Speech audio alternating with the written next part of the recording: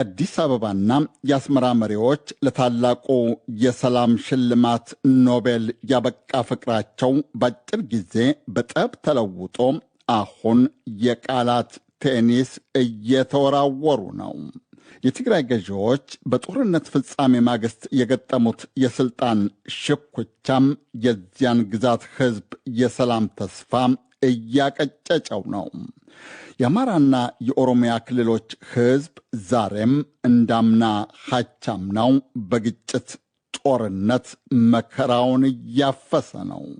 ማብቂያ ያጣው ጦርነት፣ ውዝግብ፣ የኑሮ ውድነትና ስራ አጥነት ተስፋ ያስቆረጠው ወጣት በየአቅጣጫው ሲሰደድ በየበረሃ ባህር ጠፍ ምድሩ ይጠፋል ወይም ከሊቢያ እስከ ሚያንማር በሚገኙ ማጎሪያ ሰፈሮች ፍዳውን ይቆጥራል። ዘረፋ፣ እገታ፣ አሰቃቂ ግድያ አንድ አስተያየት ሰጪ እንዳሉት ኢትዮጵያ ውስጥ እንደ ወረርሽኝ በሽታ እየተዛመተ ነው። የኢትዮጵያ ሰላም፣ ልማትና እድገት በእርግጥ ያለው ማንጋና የት ነው? ላፍታም አብረን እንጠይቅ። ዶሮ፣ ሰሜን ሸዋ፣ ኦሮሚያ ክልል መጋቢት 7 ቀን 2017 ታጣቂዎች እንደገና የዋህ መንገደኞችን ማረኩ። ጊዮንባስ ነበረ። ጊዮንባስ ጎማውን የመጡት መዘመን ሲቆም እዛ እንዳለ ሙሉ ጸጉሩን ያሳደገ ነው። እዛ ደግሞ በሳምንቱ እንደዚህ ተኩስ ነበረ። የሆነ በቃ አመለጠ ሙሉ መኪና። ረዳት ሹፌርን ጨምሮ 58 ሰው ነው ሄደ። የዓይን እማኙ እንደ ዘበት ሄደ ያሉት 58 መንገደኞች በታጣቂዎች ታገቱ።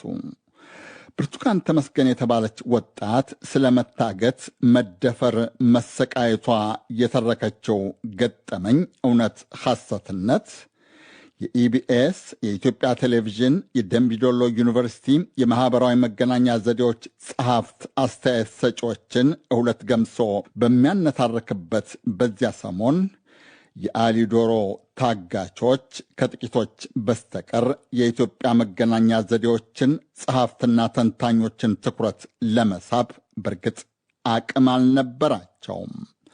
አዲስ አበባም ለዓመታት እንደለመደችው የኢትዮጵያ ልማት፣ የምጣኔ ሀብቷ እድገት ከባለሙያዎች ግምት በላይ የሚደነቅ የመሆኑ ድንቅ ውጤት ይዘረዘርባት ነበረ።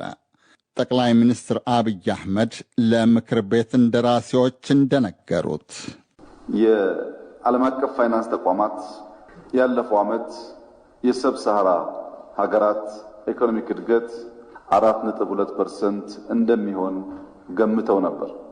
ይሁንና በባለፈው ዓመት ሪፖርት እንደተመለከተው ኢትዮጵያ 8.1% የኢኮኖሚ እድገት አስመዝግባለች።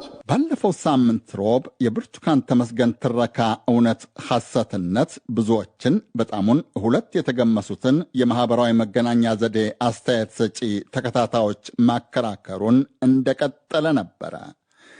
ግን እንዲያው ለመጠየቅ ያክል 120 ሚሊዮን ሕዝብ፣ አንድ መርማሪ ፖሊስ፣ አንድ መርማሪ ጋዜጠኛም፣ አንድ መርማሪ የሕግ ባለሙያም፣ አንድ መርማሪ የፓርላማ ኮሚቴ እንዴት አጣ? ብቻ የኢትዮጵያ የሕዝብ ተወካዮች ምክር ቤት እንደራሴ ደሳለኝ ጫኔ ለጠቅላይ ሚኒስትር አብይ አህመድ ያቀረቡት ጥያቄና ጠቅላይ ሚኒስትር አብይ አህመድ የሰጡት ምጸታዊ መልስ ሰሞኑን ደመቅ ደገምገምም የልገባ። በዚህ መሃል ጠቅላይ ሚኒስትር አብይ አህመድ የትግራይ ሕዝብ ለክልሉ ጊዜያዊ ፕሬዝደንትነት እጩ እንዲጠቁም ያስተላለፉት መልእክት የመቀሌው ዘጋቢያችን ሚሊዮን ኃይለ ሥላሴ እንደዘገበው ወትሮም ያልሰከነውን የትግራይ ፖለቲካዊ ትኩሳት አንቻረረው። በኢትዮጵያው ጠቅላይ ሚኒስትር አብይ አህመድ የተሰራጨው መልእክት በትግራይ በበርካቶች ዘንድ መነጋገሪያ ሆኖ ያለ ሲሆን ከጊዜው አስተዳደሩ ፕሬዝዳንት የመሾም ስልጣን ጋር በተያያዘ ከዚህ በፊት ይሰጠው ከነበሩ መግለጫዎችና አቋሞች ጋርም የሚጻረር ነው። የቻይና ባለሀብቶች ጠቀም ባለ ደሞዝ ሊያሰሯቸው ቃል ገብተው ከየሀገሩ የወሰዷቸው ወጣቶች ሚያንማር ውስጥ የሚደርስባቸው ግፍ፣ በደል ገሃድ ከወጣም በርግጥ ዋላ ደር ብሏል። በሺህ ለሚቆጠሩ ኢትዮጵያውያንም ከኤሌክትሪክ ንዝረት እስከ ግርፋት ከመራብ መጠማት፣ መታረዝ፣ እንቅልፍ እስከ ማጣት በሚደርሰው ግፍ ተሰቃይተዋል። ከሰሐራ በረሃ እስከ ሜዲትራኒያን ባህር፣ ከአደን ባሕረ ሰላጤ እስከ የመን ጠፍ ምድር፣ ከሊቢያ ማጎሪያ ሰፈሮች እስከ ደቡባዊ አፍሪቃ ሀገራት ጫካና ወህኒ ቤት በሚያልቀው ኢትዮጵያዊ ወጣት ቁጥር ላይ የሚያንማሩ ግፍ መታከሉ በእርግጥ ለኢትዮጵያውያን አሳዛኝ፣ ቅስም ሰባሪ፣ አንገት አስደፊም በሆነ ነበረ። ግን ብዙዎች ከቁብ የቆጠሩት አይመስሉም። ለወላጅ ዘመድ ወዳጆች ግን በእርግጥ ጥልቅ ሰቀቀን ነው። የሚያንማር ወታደራዊ መንግሥት ያደራጃቸው ሚሊሻዎች በታይላንድ ትብብር 7,000 የሚሆኑ ሰለቦችን ከየሚሰቃዩበት ሰፈር ወይም ካምፕ አውጥተው ወደ ታይላንድ አሻግረዋቸዋል። ብዙዎቹ መንግስታት ታይላንድ የገቡትንም ይሁን እዚያው ሚያንማር የቀሩትንም ዜጎቻቸውን ሲያስወጡ፣ ኢትዮጵያውያኑ ግን በየጦር ሰፈሩ እንደተበተኑ መሆናቸውን የወጣቶቹ ቤተሰቦች በተደጋጋሚ ይናገራሉ። ባለፈው ሮብም ደገሙት። የደህንነታቸው ጉዳይማ በጣም ነው የሚያሰጋው። አሁን በዚህ ሰዓት አካባቢው የጦርነት ቀጠና ነው፣ ሁከት ነው። ሚሊተሪው በጀት የለኝም የሀገራቸው መንግስት ቶሎ ካላነሳቸው በስተቀር እኛ ልንመግባቸው አንችልም የሚል አይነት ነገር ስለሚሏቸው አሁን በቀን አንድ ጊዜ ብቻ ነው ምግብ የሚሰጣቸው። ያቺ ጥንታዊ የአፍሪቃ የነጻነት ቀንዲል፣ የቅኝ ገዢዎች መዋረጃ፣ የሃይማኖተኞች ሀገር ለዘመኑ ትውልድ የእልቂት፣ ፍጅት፣ የጥፋት፣ ስቃይ፣ ሰቆቃ ምድር የሆነችበት ምክንያት ብዙዎችን ብዙ ሊያሳስብ፣ ሊያነጋግር፣ ምናልባትም ለእርምጃ ሊያነሳሳ በተገባ ነበረ። ግን ብዙ ጊዜም ብዙዎች ብዙ ስለሰሙት ለመዱት፣ ወይም ሌላ ምክንያት አላቸው። የኢትዮጵያ የሰብአዊ መብቶች ተሟጋች ማዕከል የበላይ ኃላፊ ያሬድ ኃይለማርያም እንደሚሉት ግን ለተደራራቢው መከራ፣ ስቃይ፣ ሰቆቃ መሰረታዊው ምክንያት ከ30 ዓመት በላይ የተነዛም የተሰበከ የተሰራበት የጎሰኝነት አስተሳሰብ ነው። ሰዎች በማንነታቸው ብቻ ተለይተው መንገድ እንዳያልፉ ይከለከላሉ። በማንነታቸው ብቻ ተለይተው ሴቶች ይደፈራሉ፣ ንብረታቸው ይወድማል፣ ታፍነው ገንዘብ ይጠየቅባቸዋል። በጣም አስጠቃቂም አስነዋሪም የሚባሉ የወንጀል ባህሪዎች እየጎሉ የመጡት የዚህ ላለፉት 10 ዓመታት ያሳደግነው ያበቀልነው ብሔር ተኮር የሆነው ጽንፍ የያዘው ፖለቲካ ወደ ግጭት ሲቀየር ይዞት የመጣው ነገር ነው። የቀድሞው የኢትዮጵያ ፕሬዝደንት ኮሎኔል መንግስቱ ኃይለማርያም እንደጻፉት የቀድሞዋ ሶቪየት ኅብረትን ለመጎብኘት ለሁለተኛ ጊዜ ወደ ሞስኮ የሄዱት ሐምሌ 1969 ነበረ።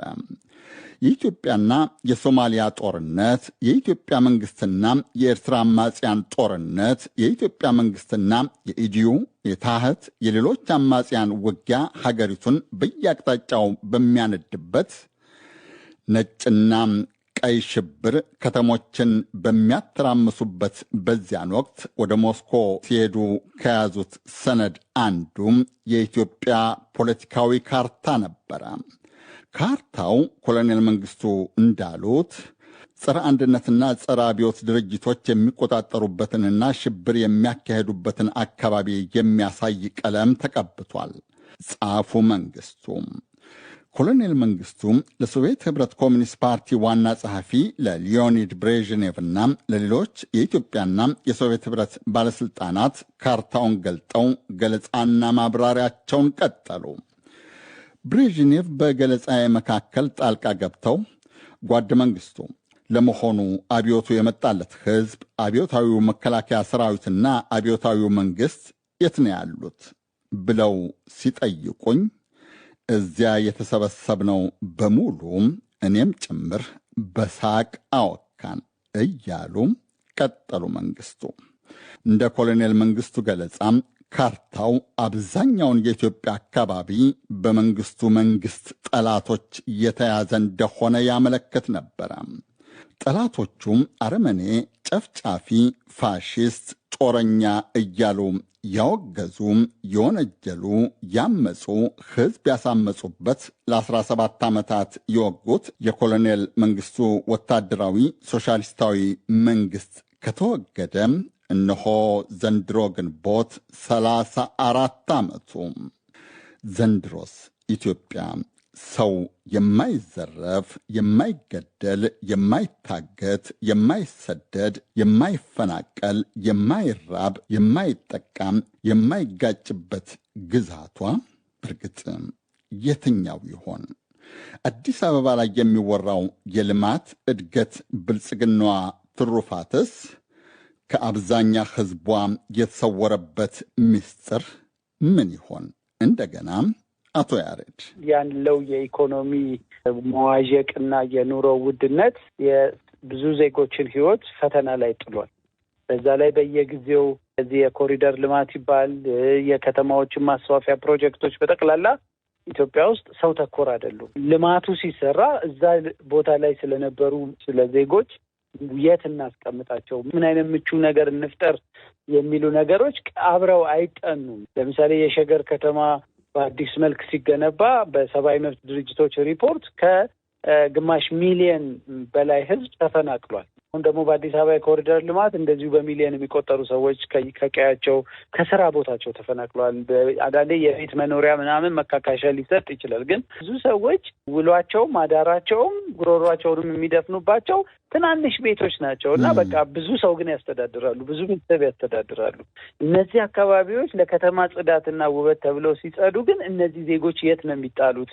ምን ይሰራሉ የሚለው ነገር በቅጡ አልተጠናም። ይሄ ችግር ባለበት ሀገር ደግሞ የማያቆም ግጭት በአብዛኛው የሀገሪቷ ክፍል ግጭቶች በመኖራቸው የተነሳ የሀገር ውስጥ የገበያ ልውውጥ እንኳን በቀላሉ መንገድ እየተሳለጠ አይደለም። ስደትን እንደ አማራጭ ያየው ወጣትም በየደረሰበት ይሞታል ወይም ይሰቃያል። ጠያቂ፣ ተሟጋች፣ ተከታታይ በእርግጥ ሊያገኝ አይችልም። በየመጠለያ ካምፑና በየበረሃው ነው የሚወድቁት። ዜጋዬ ጎደለብኝ ብሎ ደግሞ የሚጠይቅ ደህንነታቸው እንዴት ነው ብሎ የሚጠይቅም የመንግስት አካልም የለም። አንዳንድ አካላት ደግሞ ይሄንን ወጣት ከሀገር በህገወጥ መንገድ እያሰደዱ መውሰድ ዋና የመተዳደሪያ ስራቸው ያደረጉ አካላት አሉ፣ የበለጸጉ አሉ። በዚህ እና ብዙ መጥፎ ነገሮች በአንድ ጊዜ የተደራረቡበት ወቅት ላይ ስላለን የዛ ሁሉ ውጤት ይመስለኛል። ተደራራቢው መከራ ማብቂያ ያለው ይሆን?